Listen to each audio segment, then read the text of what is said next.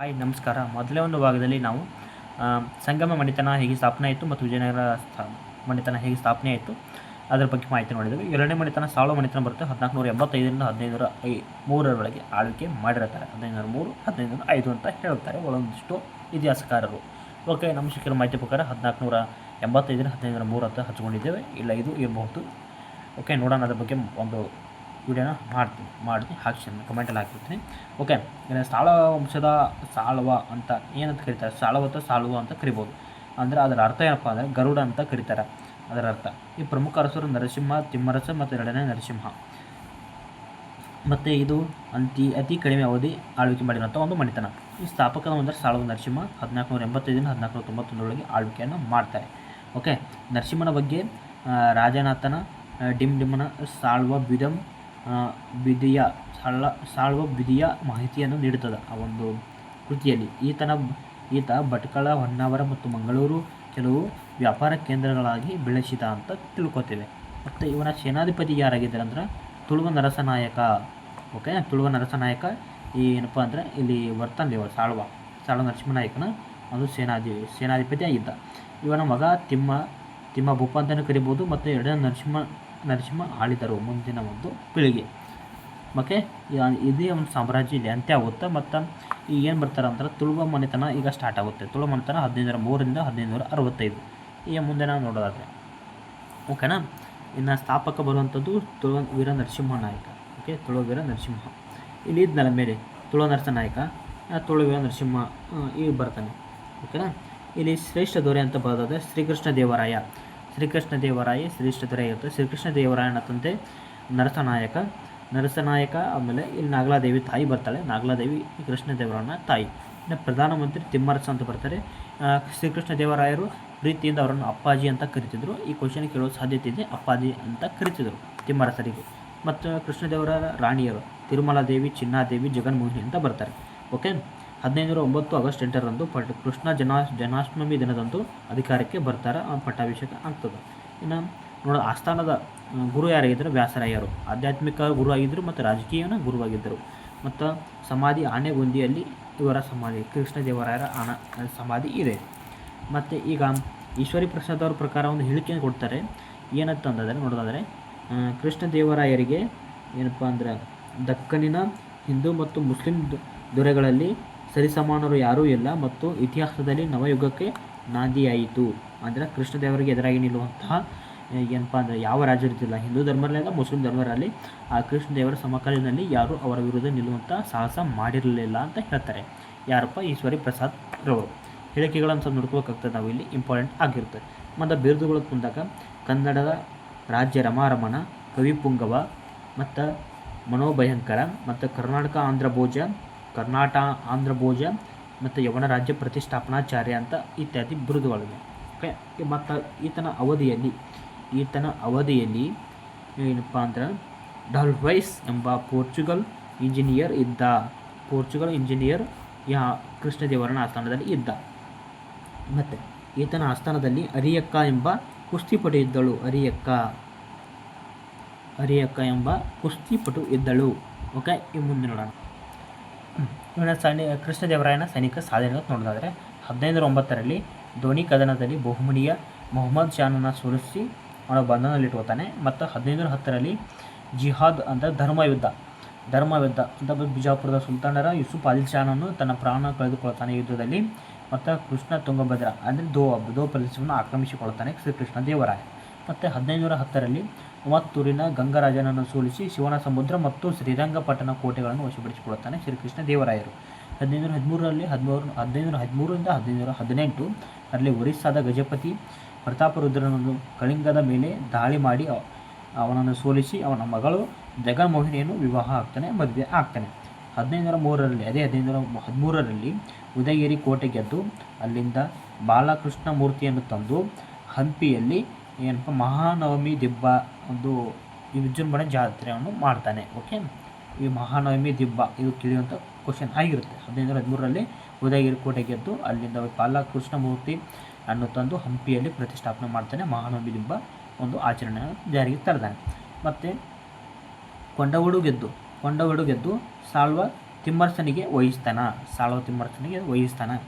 Okay, Vijayawada ಮತ್ತು ಕೊಂಡಪಲ್ಲಿ ದುರ್ಗ ಗೆಲ್ತಾನೆ. ಮತ್ತು ತೆಲಂಗಾಣದ ಅನಂತಗಿರಿ, ಕನಕಗಿರಿ ಮತ್ತು ದೇವರಕೊಂಡ ಕೋಟೆಗಳನ್ನು ಗೆದ್ದು ವಿಜಯಸ್ತಂಭ ನಿರ್ಮಿಸ್ತಾನೆ. ಇವೆಲ್ಲ ಗೆದ್ದಿದ್ದಾಗ ನೆನಪಿಗಾಗಿ ವಿಜಯಸ್ತಂಭವನ್ನು ನಿರ್ಮಿಸ್ತಾನೆ.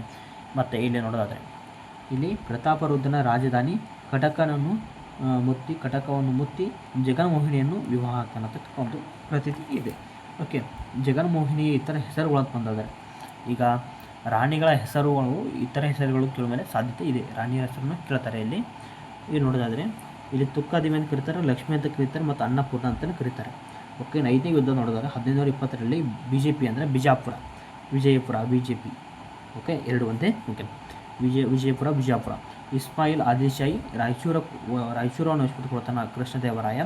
ಇದಕ್ಕೆ ಪೋರ್ಚುಗೀಸರು ಸಹಾಯ ಮಾಡಿದ್ದಕ್ಕಾಗಿ ಅವರಿಗೆ ಕುದುರೆಗಳನ್ನು ಒದಗಿಸಲು ಏಕಸ್ವಾಮ್ಯ ವ್ಯಾಪಾರ ಮಂಜೂರನ್ನು ಮಾಡ್ತಾನೆ ಶ್ರೀಕೃಷ್ಣದೇವರಾಯ. ಕುದುರೆಗಳನ್ನು ಅವರೇ ಏಕಸ್ವಾಮ್ಯವಾಗಿ ಕೊಡ್ತಾರೆ. ಮತ್ತು ಬಂಧನದಿಂದ ಬಹುಮನಿಯ ಮೊಹಮ್ಮದ್ ಶಾನನ್ನು ಬಿಡುಗಡೆ ಮಾಡ್ತಾನೆ ಮತ್ತು ಸಿಂಹಾಸನ ಏರಿಸಿದ ಈ ಕಾರಣಕ್ಕಾಗಿ ಬಂಧನ ಮಾಡಿ ಮತ್ತು ಅವನನ್ನೇ ಸಿಂಹಾಸನಕ್ಕೆ ಏರಿಸೋ ಸಲುವಾಗಿ ಅವನಿಗೆ ಒಂದು ಬಿರುದು ಸಿಗ್ತದೆ. ಆ ಬಿರುದು ಯಾಪ ಅಂದರೆ ಯವನರಾಜ್ಯ ಪ್ರತಿಷ್ಠಾಪನಾಚಾರ್ಯ ಬಿರುದು. ಹಾಗಾದರೆ ಅವನ ಬಿರುದುಗಳನ್ನು ನೋಡಿದೀವಲ್ಲ, ಆದರೆ ಯವನರಾಜ್ಯ ಪ್ರತಿಷ್ಠಾಪನಾಚಾರ್ಯ ಇತ್ತಲ್ಲ, ಅದು ಎದಕ್ಕೆ ಬರ್ತಂದ್ರೆ ಬಂಧನದಲ್ಲಿದ್ದಂಥ ಬಹುಮನಿಯ ಮೊಹಮ್ಮದ್ ಶಾನನ್ನು ಬಿಡುಗಡೆ ಮಾಡಿದ್ದಕ್ಕಾಗಿ ಮತ್ತು ಸಿಂಹಾಸನವನ್ನು ಏರಿಸಿದ್ದಕ್ಕಾಗಿ ಅವನಿಗೆ ಯವನರಾಜ್ಯ ಪ್ರತಿಷ್ಠಾಪನಾಚಾರ್ಯ ಎಂಬ ಬಿರುದು ಬಂತು. ಓಕೆ, ಇನ್ನು ಪೋರ್ಚುಗಲ್ನ ರಾಯಭಾರಿಗಳು ಅಂತಂದ್ರೆ ಪೋರ್ಚುಗೀಸ್ ರಾಯಭಾರಿಗಳು ಯಾರು ಅಂದರೆ ಡೊಮಿಂಗ್ ಪಯಾಸ ಮತ್ತು ಬಾರ್ಬೋಸಾ, ಇವರಿಬ್ಬರು ಪೋರ್ಚುಗೀಸ್ನ ರಾಯಭಾರಿಗಳು. 1510ರಲ್ಲಿ ಬಿಜಾಪುರದ ಸುಲ್ತಾನರಿಂದ ಗೋವಾ ಗೆಲ್ಲಲು ಪೋರ್ಚುಗೀಸರ ಸಹಾಯ ಪಡ್ಕೋತಾನೆ ಮತ್ತು ಭಟ್ಕಳದಲ್ಲಿ ವ್ಯಾಪಾರ ಕೇಂದ್ರಕ್ಕೆ ಅನುಮತಿ ಕೊಡ್ತಾನೆ. ಪೋರ್ಚುಗೀಸರು ಸಹಾಯ ಮಾಡಿದ್ದಕ್ಕಾಗಿ ಏನಪ್ಪ ಅಂದರೆ ಇಲ್ಲಿ ಭಟ್ಕಳದಲ್ಲಿ ವ್ಯಾಪಾರ ಕೇಂದ್ರ ತೆರೆಯಲು ಅನುಮತಿ ಕೊಡ್ತಾನೆ ಪೋರ್ಚುಗೀಸರಿಗೆ. ಮತ್ತು ಇಲ್ಲಿ ಮುಂದೆ ನಾವು ನೋಡೋದು ಯಾವುದಪ್ಪ ಅಂದರೆ ತನ್ನ ತಾಯಿಗೆ ರಾಯರು ನಾಗಪುರ ಅಂದ್ರೆ ಈಗ ನಾಗಲಾಪುರ ಈಗಿನ ವಿಜಯನಗರ ಜಿಲ್ಲೆ ಹೊಸಕೋಟೆ ಆಗಿನ ನಾಗಲಾಪುರ ಇರ್ತದೆ. ಓಕೆ, ತಾಯಿ ನಾಗಲಾಂಬಿಕೆಗೋಸ್ಕರ ನಾಗಲಾಪುರವನ್ನು ಹೊಸಕೋಟೆ ವಿಜಯನಗರ ಜಿಲ್ಲೆಯಲ್ಲಿರುವಂಥ ಹೊಸಕೋಟೆಗೆ ನಿರ್ಮಿಸಿ ಒಂದು ನಗರವನ್ನು ನಿರ್ಮಿಸ್ತಾನೆ. ಓಕೆ, 1510ರಲ್ಲಿ ವಿವಾಹ ತೆರಿಗೆ ಅಂದರೆ ಅವರ ಕಾಲದಲ್ಲಿ ವಿವಾಹ ಮದುವೆಯ ಒಂದು ತೆರಿಗೆ ಇರ್ತದೆ. ಆ ತೆರಿಗೆಯನ್ನು ಕೃಷ್ಣದೇವರಾಯರು ರದ್ದು ಮಾಡ್ತಾರೆ 1510ರಲ್ಲಿ.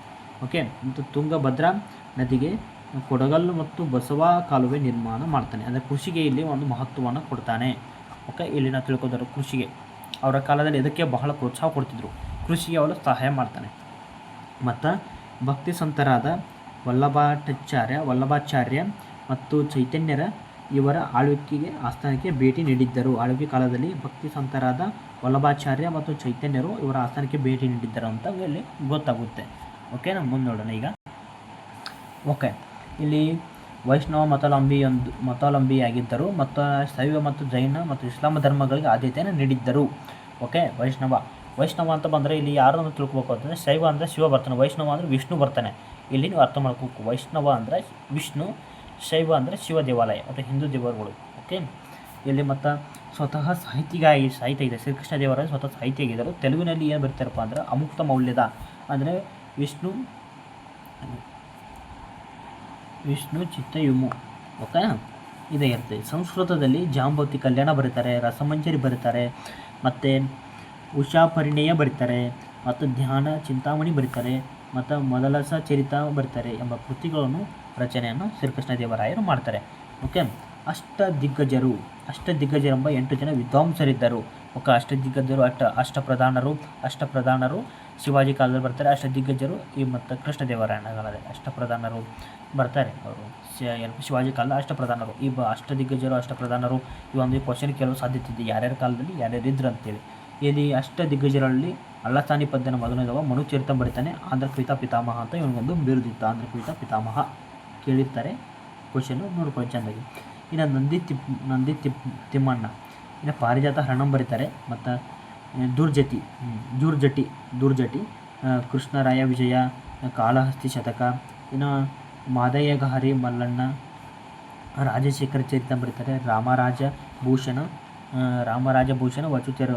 ವಸು ಚರಿತಂ ಬರೀತಾರೆ. ಮತ್ತು ತೆನಾಲಿ ರಾಮಕೃಷ್ಣ ಪಾಂಡುರಂಗ ಮಹಾತ್ಮೆ, ಉದ್ದಾಚಾರಾಧ್ಯ ಚರಿತೆ ಹಾಸ್ಯ ಕವಿತಾ ಪಿತಾಮಹ ಅಂತ ಇವನಿಗೆ ಬಿರುದು ಇರುತ್ತದೆ.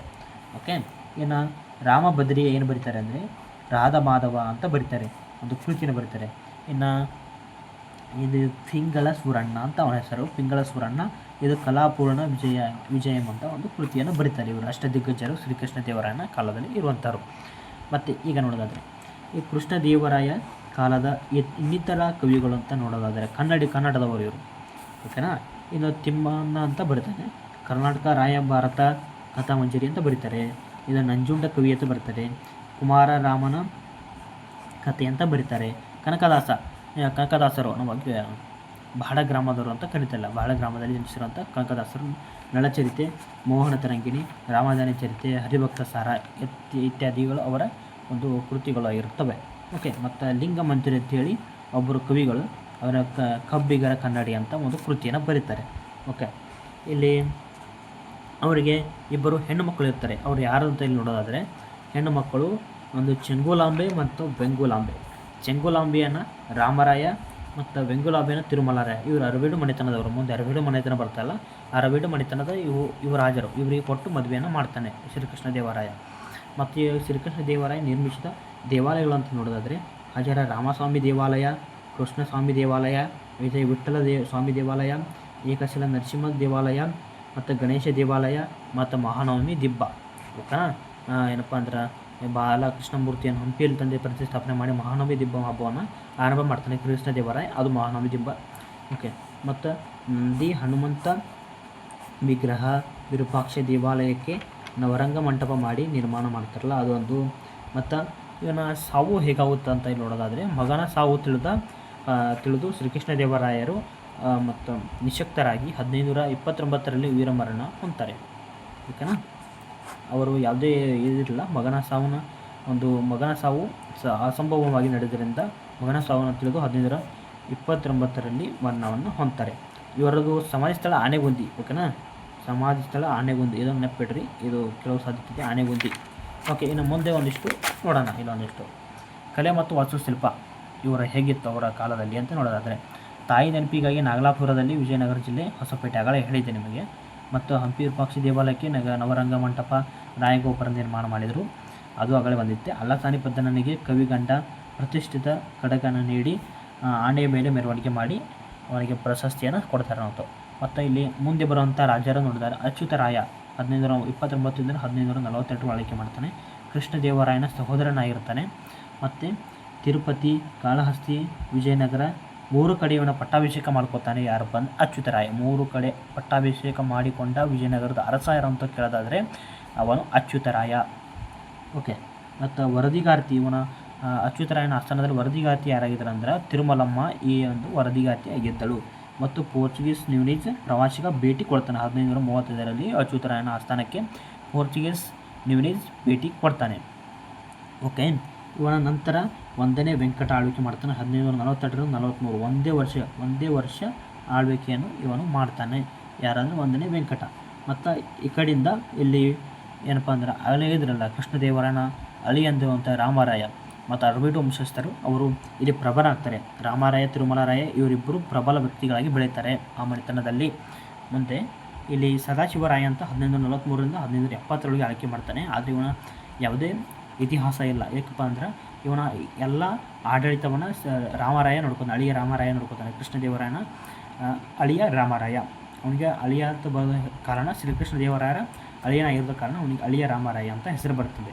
ಓಕೆ, ಇವನ ಸದಾಶಿವರಾಯ ಇದಲ್ಲ, ಇವನ ಆಳ್ವಿಕೆ ಹೆಸರಿಗೆ ರಾಜ. ಏನಪ್ಪ ಉಳ್ಕಿದಕ್ಕೆಲ್ಲಪ್ಪ ಯಾರಂಬ ಅಂದ್ರೆ ಅಳಿಯ ರಾಮರಾಯ ಹೆಡ್ ಆಗಿರ್ತಾನೆ.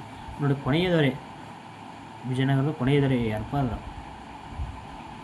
ಓಕೆ, ಇದು ಈ ಸಂತತಿಯ ಕೊನೆಯದವರೇ ಸಂಗಮ, ಸಾಳ್ವ ಅಂತ ಬರ್ತಾರಲ್ಲ, ಅದರಲ್ಲೇ ಸಾಳ್ವ, ಅರವೀಡು, ಅಲೆ ಓಕೆನಾ. ತುಳುವ ಮನೆತನದವ ಕೊನೆಯ ದೊರೆ ಆಗಿರ್ತಾನೆ ಯಾರು? ಸದಾಶಿವರಾಯ. ಇವನಿಗೆ ನೋಡೋದಾದರೆ ಕ್ಷಾರಿಕರ ವೃತ್ತಿ ತೆರಿಗೆ ಮನ್ನಾ ಮಾಡ್ತಾನೆ. ಓಕೆನಾ, ವೃತ್ತಿ ತೆರಿಗೆ ಅವರಿಗೆ ಕ್ಷೌರಿಕರಿಗೆ ವೃತ್ತಿ ತೆರಿಗೆ ಅಂತ ಇರ್ತದೆ, ಅದು ವೃತ್ತಿ ತೆರಿಗೆನ ಸದಾಶಿವರಾಯ ಮನ್ನಾ ಮಾಡ್ತಾನೆ. ಕೆಲವು ಸಾಧ್ಯತೆ ಇದೆ ಎಂಥವನ್ನ ತೆರಿಗೆ ರದ್ದತಿ ಮತ್ತು ತೆರಿಗೆ ಹಾಕಿದ್ದು ಇಲ್ಲಿ ನೋಡ್ಕೋಬೇಕಾಗ್ತದೆ ನಾವು. 1550ರಲ್ಲಿ ರಾಮರಾಯನು ಇವನನ್ನು ಬಂಧಿಸ್ತಾನ. 1550ರಲ್ಲಿ ಇವನನ್ನು ಬಂಧಿಸ್ತಾನ. ಅಧಿಕಾರಿಕ ಒಂದು 7 ವರ್ಷದಲ್ಲಿ ಇವನನ್ನು ಬಂಧಿಸಿ ಎಲ್ಲಿಡ್ತಾನಂದರೆ ಚಂದ್ರಗಿರಿಯ ಪ್ರಾಂತ್ಯದ ಸೆರೆಮನೆಯಲ್ಲಿ ಇಡ್ತಾನೆ. ಇಲ್ಲಿ ಚಂದ್ರಗಿರಿ ಶ್ರವಣಬೆಳಗೊಳ ಚಂದ್ರಗಿರಿಯಲ್ಲಿ ಇನ್ನೊಂದು ಪಾಯಿಂಟ್ ನೋಡೋದಾದರೆ ಮೌರ್ಯರ ಚಂದ್ರಗುಪ್ತ ಮೌರ್ಯ ಇಲ್ಲಿ ಬಂದು ಸಲ್ಲೇಖನ ವ್ರತವನ್ನು ಆಚರಿಸ್ತಾನ ಅಂತ ನೋಡೋದಾದ್ರೆ ಇಲ್ಲೇ ಸಲ್ಲೇಖನ ವ್ರತ ಆಚರಿಸಿ ಅಲ್ಲೇ ಸಾವನ್ನಪ್ತಾನೆ. ಓಕೆನಾ. ಅವನ ಮಗ ಬಿಂದುಸಾರ ಆಳ್ವಿಕೆ ಬರ್ತಾನೆ. ಆಮೇಲೆ ಅಶೋಕ ಸಾಮ್ರಾಟ ಬರ್ತಾನೆ. ಅದು ಬೇರೆ, ಅದು ಮುಂದೆ ನೋಡೋಣ. ಓಕೆ. ಇದು ಇಷ್ಟು ಅರವೀಡು ಇದು ಇಷ್ಟು ತುಳುವ ಸಂತತಿ ಮತ್ತು ಸಾಳುವ ಸಂತತಿ ಬಗ್ಗೆ ಒಂದಿಷ್ಟು ಮಾಹಿತಿ. ಮುಂದೆ ಬರುವಂಥದ್ದು ಅರವೀಡು ಮನೆತನ. ಈ ಮುಂದಿನ ಒಂದು ಕ್ಲಾಸಲ್ಲಿ ನೋಡೋಣ. ಓಕೆ. Thank you. ಫಾಲೋ ಮಾಡಿ ನಮ್ಮ ಇಷ್ಟ ಐಡಿಯಾನ. ಬಸವಕುಮಾರ್ ಜಾಯ್ನ್ ಆಗ್ತಿದೆ ಮತ್ತು ಟೆಲಿಗ್ರಾಮ್ ಚಾನಲಲ್ಲಿ ಜಾಯ್ನ್ ಆಗಿರಿ. ಓಕೆನಾ. ಈ ವಿಡಿಯೋ ಯೂಟ್ಯೂಬ್ನಲ್ಲಿ ಬಂದಿರುತ್ತೆ. ಇದೇ ನೇಮ್ ನನ್ನ ಯೂಟ್ಯೂಬ್ ನೇಮ್ ಆಗಿದೆ. ಓಕೆನಾ. ಇದೇ ಯೂಟ್ಯೂಬ್ ಆಗಿದೆ. ಓಕೆನಾ. ಯೂಟ್ಯೂಬ್ ಇದಕ್ಕೂ ಸಬ್ಸ್ಕ್ರೈಬ್ ಆರಿ. ಓಕೆನಾ. ಓಕೆ. Thank you all. ಮತ್ತು ಮುಂದಿನ ಒಂದು ವಿಡಿಯೋಲಿ ಶಿವನಾಥ ಅಂತ ಈ ವಿಡಿಯೋನ ಮುಗಿಸ್ತಾ ಇದ್ದೀನಿ. ಈ ಒಂದು ನೋಟ್ಸು ನಮ್ಮ ಟೆಲಿಗ್ರಾಮ್ ಚಾನಲಲ್ಲಿ ಹೇಗಿರ್ತೇನೆ ಅಲ್ಲಿಂದ ನೀವು ಡೌನ್ಲೋಡ್ ಮಾಡ್ಕೊಂಡು ನೋಡ್ಕೊಬಹುದು. ಪ್ರತಿಯೊಂದು ಟೆಸ್ಟು ಏನು ಎಲ್ಲಕ್ಕೂ ಜಾಯ್ನ್ ಆಗಿ. ಇನ್ನು ಎಕ್ಸಾಮ್ PC ಎಕ್ಸಾಮ್ ಬರ್ತಾಯಿದೆ. ಓಕೆನಾ.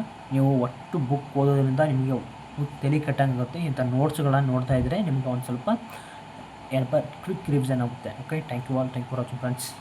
ಓಕೆ. ನಿಮ್ಮ ಫ್ರೆಂಡ್ಸ್ಗೆಲ್ಲ ಶೇರ್ ಮಾಡಿ. Thank you.